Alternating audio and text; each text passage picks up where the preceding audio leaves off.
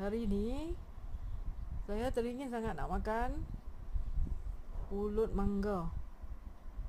Kebetulan saya dah dapat mangga harum manis dari Perlis, pemberian menantu saya. Ni daripada kebun keluarga dia lah. Jadi 2-3 hari lepas dah dapat ni. Dah sebelum ni makan saja, makan begitu je. Tapi teringin nak makan pulut, jadi saya pun masak lah pulut. Saya kukus pulut. Kita guna pulut susu. Jadi kena rendam dululah dalam masa minimum pun 4 jam atau semalaman baru dia masak dengan lembut. Kita kukus dalam lebih kurang 1 jam jugalah. Cara kukus, bila dah siap kukus apa semua, kita hidangkan bersama dengan buah mangga yang dipotong macam ni. Dan kena sediakan juga santan ya, santan pekat yang berasingan untuk kita tabur ataupun kita makan bersama dengan pulut ni.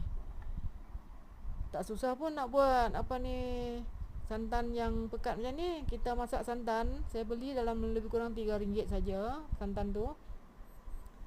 Masukkan sedikit garam, masukkan gula dalam 3 sudu macam tu. Kalau tak mau manis 2 sudu pun cukup dah. Dan masukkan daun pandan biar dia mendidih atau masak dengan api perlahan. Kemudian masukkan, hampir nak masak tu, masukkan 1 sudu tepung jagung yang dibancuh dengan sedikit air, bagi dia pekat lah. Dah siap lah lepas tu. Bolehlah angkat dan hidangkan bila dah sejuk sikit. Angkat dan hidangkan. Makan bersama dengan pulut dan juga buah mangga yang dipotong-potong. Sedap. Nikmat yang amat.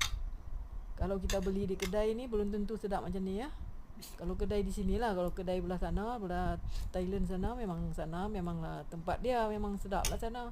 Kalau di Malaysia belah sini selalunya yang restoran ala-ala Thai tu, tu dia buat okey jugalah.